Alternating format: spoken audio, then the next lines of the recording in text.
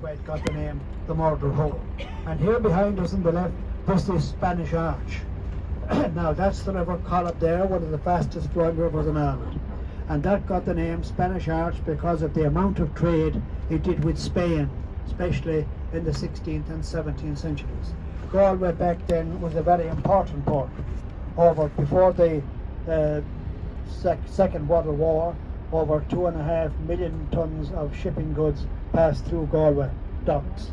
Now, you might say, hardly anything passes through it. Sign of the times, I suppose. And running down there through that arch, Spanish Arch, we have what's called the Long Walk. And it got that name because in the olden days, the rich houses were along here, and when people went for a stroll in the evening time, they usually walked down along there and back again. So there was a gate into the city which would protect them when they came back inside.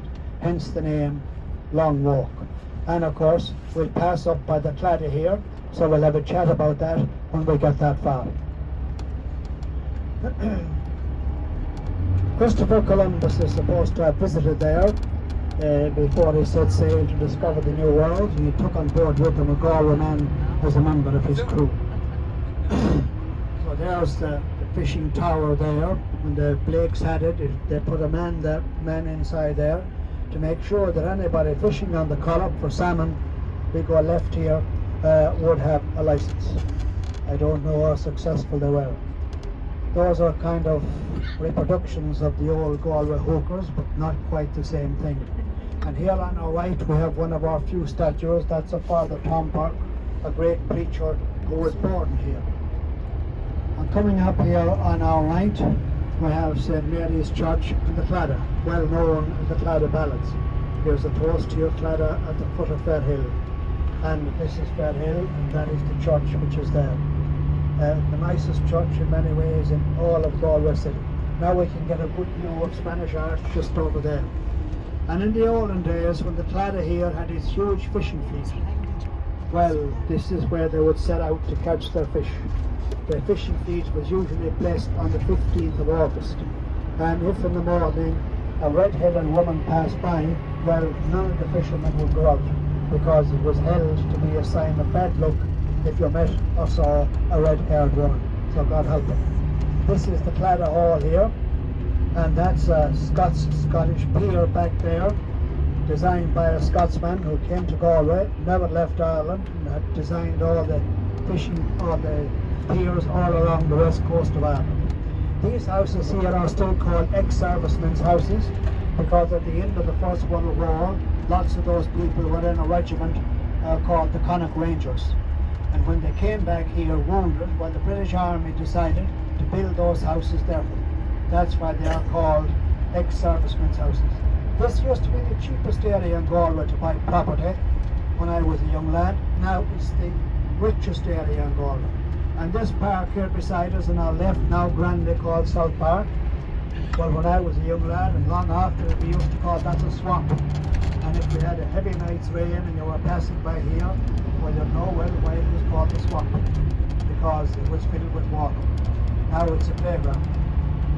It was a dumping ground for years for all of Galway's rubbish to be dumped inside there. And over there on the left, this is Galway Bay here, where you can see the hills of Clare. That's where the bottom is and all that. And out here on our left, there's a walk out there to Mutton Island, where the disused lighthouse is. That's where the sewage treatment plant was built some years ago to serve all the needs of all of Galway City. And those houses coming up here on our right, they were built during the recession in the early 80s, and the builders couldn't get rid of them, so they decided to put some of them up for auction. So to buy the ticket, it cost you £10. So if you were lucky enough and you had a ticket bought, came up with the draw, that was your house for £10. And those little things you see there, those high stones, that marks the spot where lots of the ships left here during the famine. Here on our left, we just passed by a plaque that was put there to the memory of a little girl aged 8 who died that time from the famine. And nearly all the names of all the boats and ships that left Galway docks are on those stones down there on our left. This is called Grattan Park. named after a great Irishman called Henry Grattan. We have lovely beaches here, safe beaches. One can walk out there into the sea quite a distance before one goes out of one's depth. There are no houses allowed to be built on this particular spot here on our right. All this land belonged to the bishop one time. He passed away. He said no houses to be built there. Well, we'll be going left here now. And this area along here, this is all called Salt Hill.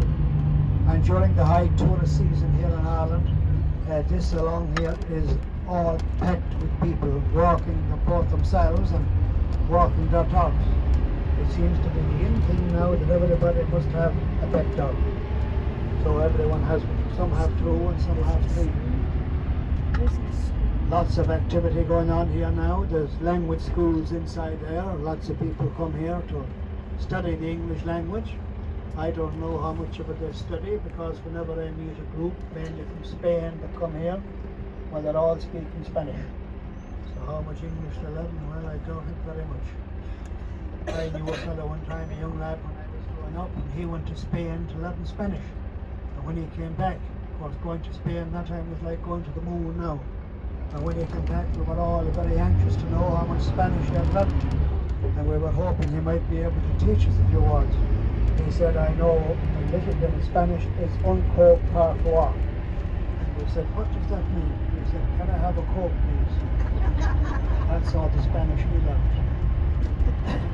So coming up here on our right, we have our National Aquarium, biggest of its kind in Ireland. And inside there are fish swimming around in tanks and as near as possible to their own environment.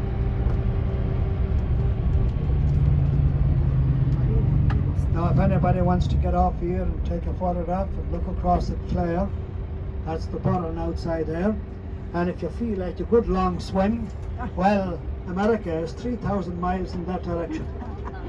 And when John F. Kennedy here in 1963, he came along here, and more or less along here he stopped. He was in an open top bus, and he said, if you look over there and if your eyesight is good enough, you can see New York and Boston. And then he proceeded to tell everyone the names of the dockers whom he could see from here walking down along the docks. So that is some eyesight check if you feel like one. So this is why he was all the plum horse individual. Now if anybody wants to get out here and stretch their legs, well,